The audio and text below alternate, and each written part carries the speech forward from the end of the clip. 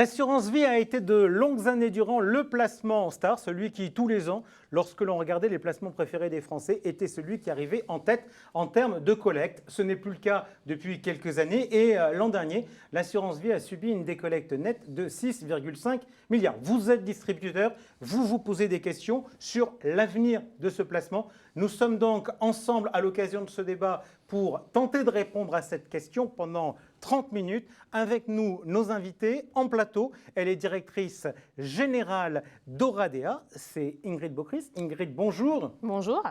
Avec nous également le directeur des réseaux externes d'Intential Patrimoine, c'est Jonathan Benarous. Bonsoir Jonathan.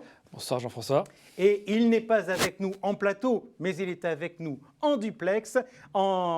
C'est l'assureur qui est le plus proche des États-Unis actuellement. C'est le président du directoire de Suravenir, Bernard Lebras. Bonjour. Bonjour à toutes et à tous.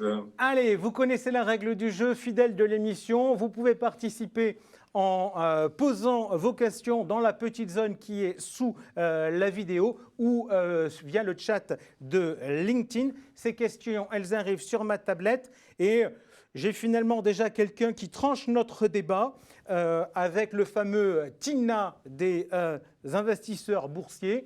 Avec cette personne qui nous dit « Nous assistons à un lent déclin de l'assurance vie, mais faute d'alternative, cela restera un produit d'avenir. Bref, there is no alternative. » On va voir ça. Allez, on commence, si vous le voulez bien, par un petit état des lieux. Je le disais, année marquée globalement au niveau de la place par une décollecte sensible. En pratique, vous travaillez les uns et les autres avec différents réseaux de distribution. Comment s'est passé 2020 ? Ingrid Bockris, je commence avec vous sur Oradea, qui est donc la filiale de Sogecap, qui est spécialisée sur les CGP, la distribution externe.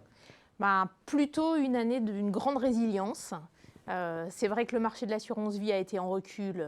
Oradea, ce n'est pas le cas. Croissance de la collecte brute d'environ 2-3% dans un marché calculé d'environ 20%. Collecte nette très largement positive. Niveau du C, toujours à des niveaux entre 55 et 60% en fonction de nos partenaires. Et puis surtout une année où on ne s'est pas du tout arrêté. Beaucoup de projets. De nouveaux partenariats, dont un partenariat important avec Odo, beaucoup encore d'accélération sur la digitalisation, des innovations sur le support en euros, puisqu'on a sorti un support en euros qui s'appelle Sécurité Infra-Euro, investi en infrastructure, qui a sorti un rendement de 2%. Donc voilà, une année très riche, très dynamique, malgré évidemment le contexte un peu compliqué. On va rentrer dans le détail de tout ça. Vous, chez Intential Patrimoine, qui est la structure là aussi qui gère la partie distribution externe du groupe Apicil, bilan de l'année 2020 ? Une année réussie, très clairement, une année dans laquelle on a eu d'un côté la collecte qui a tenu le coup par rapport aux années précédentes, donc on a été dans le plan, une année où les CGP ont montré leur capacité à aller chercher des nouveaux clients et à faire reverser, une année où, comme l'a dit Ingrid, on a beaucoup travaillé sur des projets. Le fait de ne pas d'avoir moins de relations commerciales avec physiques avec les distributeurs nous ont permis de travailler sur beaucoup de projets, donc beaucoup de livraisons sur 2020. En deux mots, une année qui est aboutie et qui nous permet de véritablement bien lancer 2021. Bernard, je viens vers vous donc à Brest, président du directoire de Suravenir. Vous avez une caractéristique, c'est d'être multicasquette, puisque Suravenir distribue ses produits à travers à la fois les réseaux bancaires d'Arkea, à la fois via Internet et à la fois via les conseillers en gestion de patrimoine via Viplus. Et on avait il y a de cela quelques instants France Gauthier qui n'a pu vous croiser puisque vous n'êtes pas à Paris. Bilan des différences selon les réseaux ? Bilan différent selon les réseaux, bilan global de l'année 2020, une collecte nette positive de plus d'1,2 milliard, qui se décompose en une décollecte d'1 milliard sur les fonds euros et donc une collecte nette positive sur les UC de plus de 2 milliards. Donc ça, c'est les chiffres globaux. Et effectivement, si on le fait par réseau, collecte nette négative sur les réseaux bancaires, collecte nette positive sur les réseaux Internet et collecte nette très positive sur les CGP, parce que Anne France a été modeste, mais Viplus a fait, pour une année de confinement et de situation compliquée, son meilleur résultat historique depuis très très longtemps. Et comme elle l'évoquait tout à l'heure, ils ont fait en 3 mois ce qu'ils faisaient il y a 1 an, en une année, il y a pas si longtemps. Donc, c'est remarquable. Ok, alors on va rentrer après ce petit point. Donc, je vois que vous êtes nettement mieux tous comportés que le marché. On va rentrer dans le détail de l'assurance vie. On a des questions. On va ouvrir un premier chapitre sur le fonds en euros. On a des questions. Le fonds en euros, il est mort. Point d'interrogation. À quelle échéance voyez-vous la fin du fonds en euros? Quelles sont les différentes opportunités, les différents choix qui sont faits par les uns et par les autres sur ce sujet-là? Ingrid Beaucris, je commence avec vous. Vous nous aviez dit que vous avez continué à développer vos projets avec un produit infrastructure, un fonds en euros infra, dont vous nous avez donné la performance il y a de cela quelques instants. Moi, je vais vous poser une question. J'ai regardé ce produit lorsque vous l'avez lancé et il y a quelque chose qui est étonnant chez vous, c'est qu'à la différence d'un certain nombre d'autres acteurs du marché, mais quand je vois vos nouveaux produits, infra, quand je vois auparavant Target que vous faites avec Primonial, vous avez une caractéristique, vous maintenez la garantie en capital intégral, c'est-à-dire après les frais prélèvements des frais de gestion. Pourquoi ce choix ? C'est assez simple. Déjà, moi, je fais partie des gens, et on fait partie des gens qui pensent que le support en euros n'est pas mort. Évidemment, et on a partagé ça plusieurs fois, le triptyque, la liquidité à tout moment, la garantie à tout moment et un rendement extraordinaire, très largement supérieur à l'inflation. Ce triptyque-là, il est derrière nous. Ça, tout le monde en est conscient. Pour autant, pour moi, le support en euros, ça reste un élément indispensable d'une stratégie de diversification de son patrimoine. Ça reste aussi, pour moi, une part de la promesse client indispensable de l'assurance vie, ce qu'on appelle la proposition de valeur. Pour moi, cette garantie, elle a énormément de prix. Alors, il faut la gérer comme une ressource rare. Et évidemment, ça doit être géré comme un support qui permet aux clients de se diversifier plus vers les UC. Mais pour moi, ça reste un élément clé. Et d'où ce choix de continuer à avoir une garantie à 100% nette de frais de gestion, d'autant qu'il se trouve que moi j'ai un certain nombre de doutes sur le fait qu'on puisse, avec des garanties qui ne soient pas nettes, en tirer tous les profits en tant qu'assureur sur la partie solvabilité. Je pense qu'il y a encore un certain nombre de discussions à mener avec les autorités de contrôle sur le sujet. Donc, aller abandonner cet élément clé de proposition de valeur, pour le moment non, ce qui n'empêche pas de réfléchir à des choses. Est-ce que quand vous faites le choix, je citais 2 produits que vous avez proposés, Target d'une part et d'autre part le fonds infra, est-ce qu'il y a aussi une logique de raconter une histoire derrière le fonds en euros qui auparavant se résumait à bouler l'argent et puis on vous donnera un taux, ça suffira? En tout cas, il y a la volonté d'associer ce sujet de la garantie à un sujet de donner du sens. Donner du sens, ça veut dire quoi ? Par exemple, le support infra qu'on a lancé, c'est effectivement donner accès à nos clients et à nos partenaires à des éléments qui jusque-là sont plutôt réservés à des institutionnels. Nous, il se trouve qu'on a des capacités et des expertises en matière d'infrastructure. Et donc là, on donne véritablement accès à ce que j'appelle l'économie réelle. On parle d'infrastructures d'énergie nouvelle, on parle d'éoliennes, on ne parle pas d'autoroutes, pas de ce genre de choses, mais on parle effectivement de réseaux de fibres, de choses comme ça. Et ça fait partie, pour moi, de la logique de donner du sens à l'épargne. Jonathan Benarous, chez Intensial, dans le groupe Apicil, il y avait eu un choix qui avait été fait, qui ne date pas une innovation d'hier, ça fait déjà quelques années que vous l'aviez fait. C'était, à côté du fonds en euros traditionnel, de proposer un produit qui n'avait pas une garantie à 100, mais qui avait une garantie à 96. Effectivement, ça a été un choix en 2016 de lancer notre fonds Euroflex, bien à côté du fonds euro standard, avec cette stratégie justement d'aller avec les 4% mis de côté, de pouvoir aller chercher des swaps, des stratégies permettant de pouvoir booster le rendement du fonds euro, tant sur les marchés haussiers que sur les marchés baissiers. Et en fait, finalement, cette stratégie-là a été porteuse, alors moins sur les années où les fonds euros distribuent encore du 4%, mais bien plus aujourd'hui où on arrive à aller chercher ce delta de 0,50, 0,60 par rapport à un fonds euro standard. 96, c'est sur toute la durée du contrat ou c'est 96 moins les frais de gestion d'année en année? Non, c'est 96% durant toute la vie du contrat, enfin toute la position en fonds euros, avec un effet cliquet chaque année. Et ce qui est extrêmement important, c'est que voilà, aujourd'hui, chez Intential, comme dans le groupe Apicil, on ne considère pas que le fonds euro est mort. Si je devais donner une image, c'est simplement de dire que le fonds euro est dans un coma. On doit le maintenir en vie, et pour le maintenir en vie, il faut le raréfier, et donc il faut en limiter l'accès.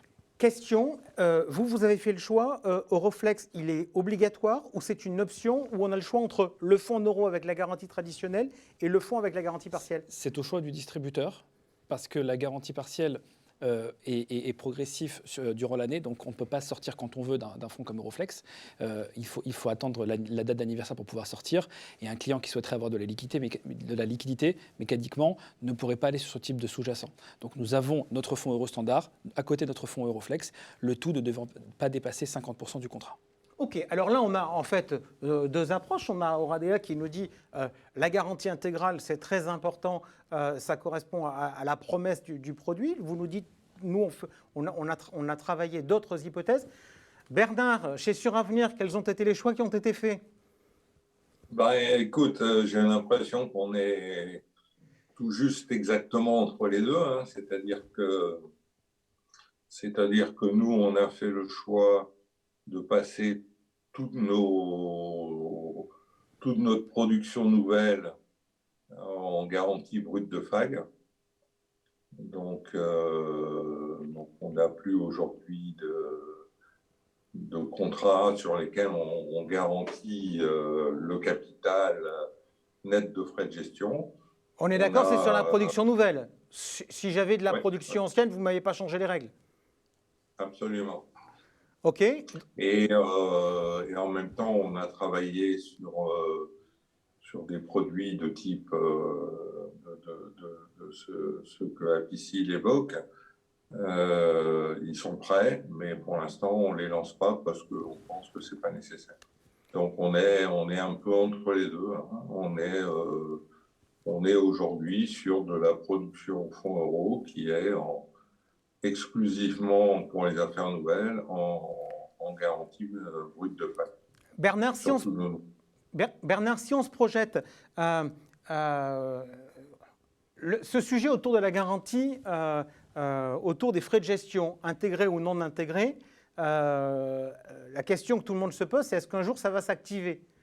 Est-ce qu'un jour les taux de rendement bruts de l'assurance vie seront inférieurs aux frais de gestion? Est-ce que c'est une hypothèse dans vos modèles où vous vous dites que on voit ça à échéance 3 ans ou est-ce qu'on voit ça à échéance 10 ans? On le voit même pas à échéance 10 ans. C'est-à-dire que pour moi, le fait de diminuer quelque part la garantie client, hein, parce que passer de net de FAG à brut de FAG, c'est diminuer la garantie client, forcément. Ça donne plus de possibilités de diversification. Et dans tous les modèles que l'on fait, j'allais dire, on est même sur les produits grand public bancaire, à mon avis, arrivé à un point bas. C'est-à-dire qu'on en parlait beaucoup ce matin, on avait une réunion technique là-dessus. Et je ne pense pas qu'on aille plus bas sur les produits de ce type. Et qu'au contraire, le fait de diminuer la garantie client, même si forcément ça peut être perçu comme moins bien, bien sûr, mais c'est aussi, on sait bien que c'est moins de fonds propres, on sait bien que c'est plus de possibilités de diversification. Et je ne suis pas en train de parler de notre perspective de remonter les taux, loin de là, mais c'est une façon, en tout cas, de sécuriser les niveaux et de ne pas se dire le fonds euro, demain, il va rapporter zéro, quoi. Ok, Ingrid Beaucris, votre sentiment sur l'impact de la décollecte globalement sur la place, la décollecte sur le fonds euro, ça donne du mou quelque part parce que moins d'argent à réinvestir à des taux bas? Oui, forcément, ça donne du mou, mais le vrai mou, effectivement, il ne va pas quand même complètement venir de là. Le vrai mou, il vient, de la diversification sur le long terme. On le disait, l'euro, ça doit rester quelque chose de rare. Rare et donc du coup un petit peu cher, hein, donc il faut en encadrer l'accès, d'où aussi les sujets de diversification, on le sait, les minimums qu'il y a sur les contrats et qui se font d'ailleurs beaucoup plus naturellement avec les CGPI que dans un réseau bancaire évidemment ou qu'avec des partenaires de banques privées. Après le mou, il va venir aussi des discussions avec les autorités de contrôle, avec voilà, sur les sujets de solvabilité qui sont en train de se discuter. Je pense que tous les assureurs de la place attendent aussi le dénouement de ces discussions pour se dire est-ce qu'on peut gagner du mou pour encore plus diversifier les portefeuilles. Ok, alors, on vient de parler du fonds euro, diversification, nécessité de diversification. Quelle est pour vous, Jonathan Benarous, la meilleure voie pour aider les clients à diversifier? Je ne pense pas qu'il y ait une meilleure voie. Il y a plusieurs voies possibles. On va s'adapter au client, on va s'adapter à son profil de risque, on va s'adapter au conseil du CGPI. L'idée, c'est vraiment d'essayer d'apporter toutes les solutions possibles et s'adapter au savoir-faire du client et du CGP. Aujourd'hui, les voies les plus simples pour aller du fonds euro vers les UC, beaucoup passent par l'immobilier, certains passent par les structurés. On a vu qu'on a atteint des niveaux de collecte assez importants sur 2020. Nous, on a travaillé une troisième voie, qui est la voie finalement de la délégation de la gestion à des sociétés de gestion, donc au travers de mandats de gestion. Alors me direz-vous, on n'a pas réinventé l'eau chaude, parce que très clairement, les gestions pilotées et autres existaient. Effectivement, la gestion pilotée existe depuis des années, avec plus ou moins de réussite. Ces dernières années, malheureusement, moins que plus. Et en fait, notre innovation vient du fait qu'on a étudié les raisons de ces échecs, qu'on a promu. On a fait de la gestion pilotée depuis 2010, si je ne dis pas de bêtises. Et finalement, on est tombé sur deux constats. Le premier, c'est que la gestion pilotée, c'était cher. Et le deuxième problème, c'est que la gestion pilotée embarquait dans la plupart du temps 100% du contrat. Et cher, c'est embêtant pour le client, parce qu'au bout d'un certain temps, il se rend compte que lorsqu'il compare à d'autres actifs qu'il peut avoir ailleurs... Désormais, on lui envoie la facture. Exactement. La transparisation des frais aujourd'hui peut faire mal à la gestion pilotée. Et la deuxième chose, c'est qu'un CGP n'est pas forcément prêt à tout déléguer. Donc, on a travaillé sur ces deux constats pour proposer une gestion sous mandat, non pas sous la forme d'une gestion pilotée, mais vraiment une gestion sous mandat titre à l'actif. Donc, la société de gestion va gérer un portefeuille titre avec toute la latitude que peut avoir un portefeuille titre. Ils pourront mettre l'ensemble des actifs qu'ils souhaitent, le gérer dans le cadre de MIF 2, donc sans rétrocession, donc moins de frais chargés au niveau des UC pour le client, et un mirroring au niveau du passif avec, sur le contrat du client, une position. Donc là, vous allez me mettre un compte titre comme finalement poche d'unité de compte dans mon contrat d'assurance vie. Exactement, c'est bien cela. Délégué à une société de gestion, plusieurs profils possibles. Combien de profils? Il y en a 5 aujourd'hui. Combien de sociétés? Quelles sont les sociétés de gestion? 5 sociétés de gestion. Vous avez Ophi en profil prudent, Lazare en profil équilibré, Tocqueville en profil dynamique, Natixis en profil thématique et First Trust pour la partie ETF. Et l'autre point, c'est que les profils ne vont représenter qu'une partie du contrat. Le reste restant à la main du CGP pour pouvoir y mettre du fonds euro, de l'immobilier, des UC standards. Déstructurés. Déstructurés, par exemple, exactement. Donc l'idée, c'est véritablement, vous êtes CGP, vous avez envie de déléguer une partie du portefeuille, soit parce que vous n'êtes pas en capacité de le gérer, trop coûteux, trop long, trop compliqué, soit parce qu'il y a des stratégies que vous ne maîtrisez pas, je pense notamment aux ETF ou aux thématiques. Nous avons la solution pour pouvoir aller chercher ce type de classe d'actifs à côté de ce que vous savez faire. Bernard Lebras, rapprochez-vous de votre caméra quand voit-moi le plafond. C'est parfait. Les mandats... je vais dire, on est très proche. On est très proche avec ce que Jonathan vient de dire, puisque moi, ça fait... plusieurs années maintenant que je fais la promotion des mandats d'arbitrage en considérant que c'est l'avenir de l'assurance vie. On a démarré avec 6. On en a 12 aujourd'hui. Bernard, on est dans, juste je vous dans la interromps même- parce que vous en aviez 12, etc. Là, avec le lancement de Vie Plus Impact, vous franchissez un nouveau cap dans l'histoire qui est racontée à travers les mandats. C'est une approche complémentaire et différente. Là, je parlais de la gamme qui est sur Patrimoine Vie Plus et sur d'autres contrats, effectivement, c'est-à-dire la gamme Conviction, qui est sur un certain nombre de contrats du groupe. 12 mandats, donc il y a infrastructure, territoire, santé, développement durable, bien sûr, immobilier, etc. Et, et avec une logique qui est ce qu'on appelle chez nous le bipoche, mais qui revient à ce qui a été expliqué tout à l'heure, hein, c'est-à-dire que le client dit je mets une partie de mon contrat en mandat, je le confie à une société de gestion. Sur les 12 mandats, on a 11 sociétés de gestion. Et puis, j'ai une poche qui est une poche gestion libre dans laquelle je mets tout ce qui est UC non permanente, hein, c'est-à-dire en pratique les structurés, les SCPI, notamment. Et donc, je gère comme ça. Et moi, je pense que le vrai avenir de l'assurance vie, c'est ça. Ingrid, votre sentiment par rapport à ça, sur les mandats, notamment par rapport à ce monde de CGP, qui historiquement était quand même très lié à la gestion financière. Autrement dit, ils vendaient à leurs clients que la valeur ajoutée qu'ils étaient capables de leur apporter, c'était une valeur ajoutée également en termes d'allocation d'actifs. Je pense que ça reste vrai dans un certain nombre de cas et en fonction de l'expertise du CGP et des outils qu'il a aussi à sa disposition. Ce n'est pas qu'une question d'expertise, c'est aussi une question d'outillage. Moi, je suis aussi très alignée et très proche de ce qui vient d'être dit. Moi, une de mes convictions depuis longtemps, c'est que l'important, c'est la modularité du contrat et la modularité de la proposition qu'on peut faire aux clients et au CGP.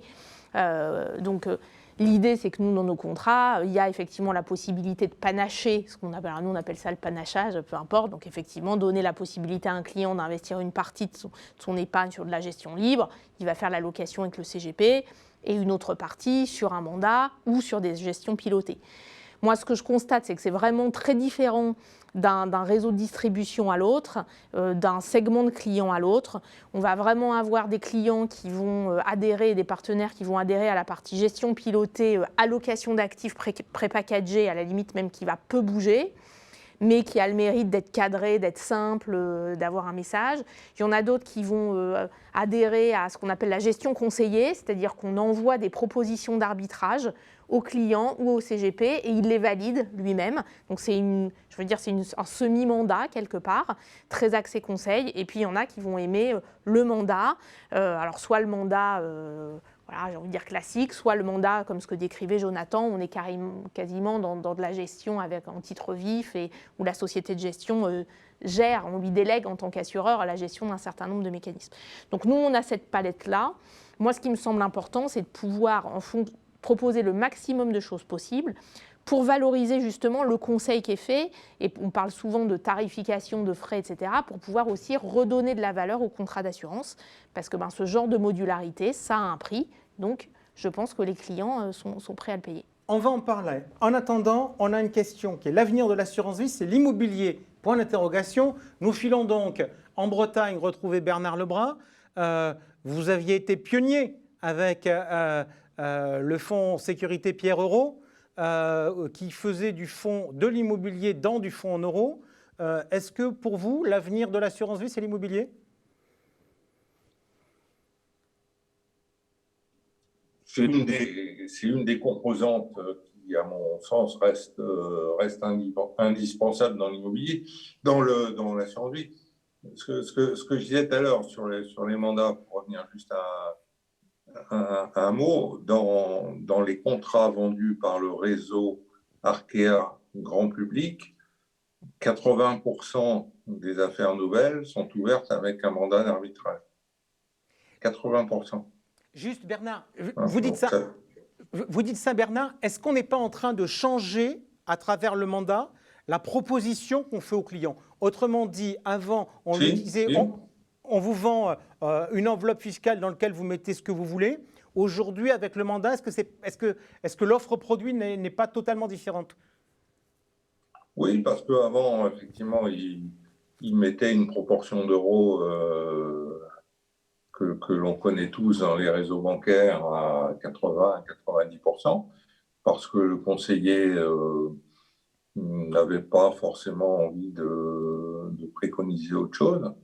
L'approche du mandat aujourd'hui fait qu'on a, moi j'ai un taux d'UC à la souscription dans les réseaux bancaires qui est à plus de 60%. Jonathan veut répondre. Pourtant, les gens...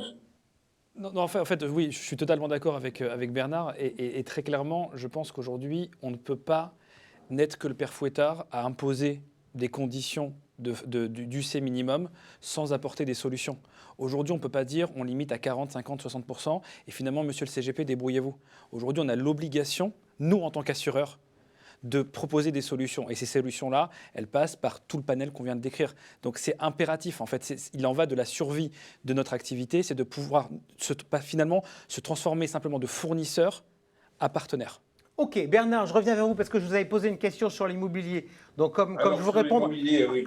Non mais attendez, je vais vous poser la question encore plus courte pour avoir une réponse courte parce qu'on est déjà en train de totalement déborder. Mais donc vous aviez fait donc un fonds en euros orienté immobilier. Récemment, vous avez fait une SCI sur le viager. Là, vous venez de vous lancer, vous faites partie des assureurs qui se sont lancés dans le lancement de Novaxia Air. Vous avez été le premier à dégainer. J'ai juste une question. En termes de collecte, ça marche comment? Bien, plus d'1 million par jour. Ok, donc ça veut dire qu'il y a une vraie appétence là-dessus? Oui. Parce que c'est vraiment de l'immobilier responsable. Je ne reviens pas sur les problématiques de désartificialisation des sols, sujet qui est très prenant en Bretagne, de coût en CO2 d'une transformation qui est inférieure de moitié à une construction neuve. Bon, donc ce produit dont on a tout de suite accroché avec Novaxia, il trouve son public immédiatement. C'est aussi bien chez les CGP que dans les réseaux bancaires. Ingrid Beaucris, je vous vois peu sur l'immobilier, je vous vois plus sur d'autres classes d'actifs. On est aussi sur l'immobilier, on a à la fois sur l'offre en UC et puis au sein de l'actif en euros. Moi, je pense que ça fait partie des briques indispensables. Je crois beaucoup à ce que vient de dire Bernard, les thématiques autour de l'immobilier responsable, comme d'autres sujets qui donnent du sens. J'ai parlé d'infrastructure tout à l'heure. C'est des sujets qui trouvent leur public assez facilement. Nous, voilà, on référence beaucoup, nous, de SCPI, de SCI. On a une offre assez large en la matière. On essaye de faire aussi des choses assez dédiées pour certains de nos partenaires, quand il le faut. Ok. Juste pour ne pas jouer les rabat-joie, parce que c'est vrai que l'immobilier est une classe d'actifs qui prend de plus en plus de parts de marché, parce que c'est plus simple de sortir d'un fonds euro pour aller vers de l'immobilier que pour aller vers un fonds action international, ça c'est clair. En revanche, il ne faut pas oublier une chose, c'est que l'immobilier a une contrepartie, c'est la liquidité. Et aujourd'hui, nous, en tant qu'assureurs, on a une obligation entre guillemets, d'assurer la liquidité et donc d'être vigilant sur ce critère de liquidité. Et voilà, ça va passer par de la diversification, ça va passer par d'autres classes d'actifs que l'immobilier standard. Mais attention à cela, ne pas tout mettre ses yeux dans le même panier. Je pense que ça peut être un bon conseil. Ok, l'heure tourne. Malgré tout, on va prendre un peu de temps, même si officiellement on a quasiment fini. Je voudrais qu'on rentre parce qu'on a des questions là-dessus. Oh, bonjour, aujourd'hui nos clients très informés sont hyper attentifs aux frais que leur les détaille chaque année. CleanShare, par instit, ETF, à l'avenir, notre rémunération sur encours peut-elle être véritablement maintenue?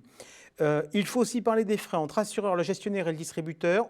Ne pensez-vous pas qu'il va falloir limiter tout ça?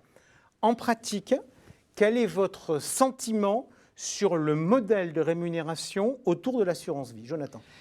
Alors, on a été aussi un petit peu, on va dire, précurseur sur cette stratégie, puisqu'on a lancé des modes de rémunération différents dès 2018, avec la possibilité laissée au CGP de continuer à percevoir des rémunérations comme aujourd'hui, avec des rétrocessions, de pouvoir avoir une rémunération par classe d'actifs. Grosso modo, on a pris les 7 catégories Morningstar, on a mis tous les fonds, et on a fait la moyenne des taux. Donc le CGP n'a plus besoin de justifier fonds par fonds la rémunération différente qu'il pourrait avoir. Et on a travaillé sur un troisième mode de rémunération, ce qu'on appelait la gestion smart, dans laquelle on a supprimé purement et simplement les rétrocessions, donc uniquement des ETF, des clean shares. Et le CGP avait la possibilité soit de facturer des honoraires, soit de majorer les frais de gestion. Résultat des courses, on a vu passer grosso modo une dizaine de pourcents de CGP du mode de rémunération standard vers le mode de rémunération par catégorie, plus simple à justifier. En revanche, on a dû avoir à peu près une centaine de clients ou 150 clients qui ont basculé sur le mode de gestion smart. Donc aujourd'hui, mon constat, c'est que les CGP ne sont pas encore prêts à la suppression des rétrocessions, à basculer sur du 100% honoraire ou sur de la majoration des frais de gestion. On est prêt, on a tout ce qu'il faut pour. Maintenant, on n'attend plus que le petit déclic qui ferait que. Ingrid, votre sentiment sur la position des CGP par rapport à ça? Je pense qu'on a du chemin à parcourir. Moi, ce que je constate, c'est que les clean shares, c'est en train de se développer. Je pense que c'est une bonne première étape. Nous, on a d'ailleurs lancé là récemment un contrat où la plupart des OPC du contrat sont en clean share. J'attends de voir si ça rencontre son public, mais je pense que c'est encore une fois une première étape. J'avoue qu'à un moment, je croyais beaucoup aux ETF. J'y crois toujours, mais je fais quand même le constat un peu pragmatique que les contrats qu'on a lancés 100% ETF, pour le moment, on part Est-ce qu'on n'a pas un problème d'histoire? Peut-être. Vous trouvez ça sexy d'investir sur un indice où il y a des lettres qu'on ne comprend rien? Non, je suis d'accord. Donc, c'est la question de donner du sens. En tout cas, je fais le constat que le 100% ETF, c'est peut-être trop technique, mais ça n'a pas encore trouvé sa voie. Après, je pense qu'on n'y est pas à la fin des rétros en France. Ça peut être un débat philosophique. Peut-être qu'un jour, on y viendra. Je constate aussi que finalement, cette année, on a eu peu de retours par rapport à la transparisation des frais. Moi, j'étais surprise. Je m'attendais à beaucoup plus de questions des clients au moment de la réception des relevés, etc. Finalement, c'est resté j'ai envie de dire quasi inexistant, très, très limité. Voilà, je pense qu'il y a des tendances qui sont en train de se dessiner. La fin des rétros, ce n'est pas encore pour demain. Il faudra peut-être s'y préparer. Je pense qu'un des moyens de s'y préparer, c'est aussi ce qu'on disait tout à l'heure, redonner de la valeur au contrat, redonner de la valeur au conseil. Bernard Lebrun, avec Viplus Impact, vous vous y êtes préparé. Anne-France nous disait tout à l'heure qu'il y avait une stratégie sur les frais où le conseiller pouvait adapter les frais en fonction de son client? Oui, alors Viplus Impact, c'est le résultat d'un certain nombre de constats et d'expériences. Je vais peut-être vous surprendre sur le sujet des ETF, par exemple, mais un acteur comme Yomoni qui est 100% ETF fait aujourd'hui plus d'affaires nouvelles que Fortineo. C'est pas un indicateur totalement négligeable. Dans Viplus Impact, effectivement, on a pris des clean shares et des ETF avec une transparence totale des frais parce que, encore une fois, l'objectif, c'est aussi que l'intermédiaire continue d'être rémunéré au même niveau ou presque au même niveau que ce qu'il avait auparavant, mais avec une totale transparence. Donc, on a là aussi de la gestion libre qui est tarifée plus cher que d'habitude. On a là aussi des mandats d'arbitrage de 4 sociétés de gestion qui sont tarifées de façon totalement transparente. Alors, bon, c'est un produit qu'on a lancé la semaine dernière, donc je ne sais pas vous donner le résultat, évidemment, sur quel sera son succès et son accueil auprès des CGP. C'est une forme d'anticipation à une possible interdiction des rétros un jour. C'est pas ce qu'on souhaite, mais il faut s'y préparer. Si ça se produit, on a la réponse. Ok, alors maintenant, on va terminer ce débat, pas l'émission, parce que derrière, il y a l'affiche. Mais j'ai des questions. Je vais vous demander, on joue au petit jeu. Vous me répondez par oui ou par non. Allez, Pensez-vous que l'on puisse aller chercher les milliards du confinement pour l'assurance vie ou est-ce que ces milliards ils sont perdus en épargne de précaution? Ingrid Beaucris. Oui, on peut aller les chercher. Bernard Lebras. Ah oui, je suis convaincu qu'on peut aller les chercher. Jonathan Benarous. 3 fois oui. Ok, deuxième question. Est-ce que vous constatez une évolution de l'assurance vie avec une assurance vie de plus orientée gestion de patrimoine et de moins en moins une assurance vie populaire, c'est-à-dire grand public? Ingrid, je commence à nouveau avec vous. Oui, c'est une évolution, mais je pense qu'il y a des discussions en cours et des moyens pour redonner aussi à l'assurance vie son aspect grand public. Jonathan, votre sentiment? Oui, uniquement si le digital passe par là. Bernard Lebras, votre sentiment? Moi, je dirais non, je pense que c'est plutôt la gestion de patrimoine qui va devenir plus accessible à un plus grand nombre. Ok, malgré tout, si on est dans l'hypothèse donc, où l'assurance vie se déporte de plus en plus vers la partie haut de gamme, question, Jonathan, quid du Luxembourg? Est-ce que vous constatez une évolution de la demande? Alors oui, enfin, en fait, la demande du Luxembourg est cyclique. Très clairement, pendant les périodes de crise, pendant le confinement, en 2012, en 2016, on a eu beaucoup de demandes sur le Luxembourg, sur notre offre luxembourgeoise. Et c'est vrai que voilà, c'est une offre qui aujourd'hui tend un petit peu à se démocratiser et on va avoir des pics finalement à gérer. Mais oui, on sent qu'il y a une vraie demande, une vraie appétence sur deux marchés, des clients qui ont peur et les clients qui souhaitent un peu plus de technicité dans les contrats pour pouvoir titriser, pour pouvoir avoir autre chose que la simple sécurité du Luxembourg. Ingrid, votre sentiment, ce qui attire les clients sur le Luxembourg, c'est quoi? C'est ce côté protection ou c'est autre chose? C'est un peu la protection et un peu beaucoup l'aspect technique, je rejoins Jonathan, sur l'accès à des fonds internes dédiés, de la sophistication, du vrai sur-mesure à l'intérieur du contrat. Ingrid, question pour vous, puisque je cherche des solutions business. On va être honnête, cette émission était très orientée business. On disait que les particuliers étaient pleins de cash, mais les entreprises aussi, parce qu'elles ont des trésoreries très importantes avec les PGE, etc.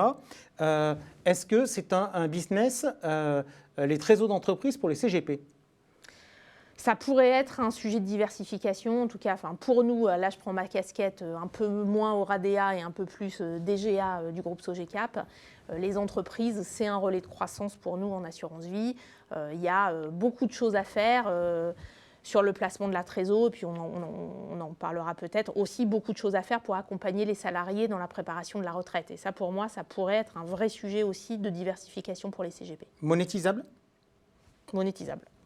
Parfait. On parle de retraite. Aragon, la femme et l'avenir de l'homme. Est-ce que Bernard Lebras, la retraite est l'avenir de l'assurance vie? Oui, forcément. On voit, on voit, nous, aussi bien sur le PERP depuis plusieurs années, y compris sur Internet et sur les CGP, qu'il a fallu un peu convaincre. Mais en revanche, sur le PER, on a vu à quelle vitesse ça a démarré. Pour moi, c'est évident. Hein. Ok, allez, on termine. Je précise sur LinkedIn la question, la source, c'est la FF1. Je termine avec la dernière question de CGP. Pensez-vous que l'euro-croissance soit l'avenir du fonds euro? Jonathan Benarous? Je ne sais pas si je vais me faire des amis chez les autres assureurs, mais je suis mitigé. D'accord, Bernard, vous êtes enthousiaste, vous? Ouais, tu connais ma position là-dessus. Je n'ai pas cru au premier, je ne vais pas plus croire au deuxième. Ingrid? J'ai des sérieux doutes. Bien, on rappelle que l'euro diversifié, ça avait dû être créé il y a 13 ans et que dans ce beau pays, quand on a une bonne idée, eh bien, on met plusieurs fois le métier sur l'ouvrage parce que comme ça, on est sûr de réussir. C'était une blague. Merci en tout cas à tous les trois pour ce débat très ouvert. On a un peu débordé, mais c'était littéralement passionnant. Merci donc à tous les trois. On continue notre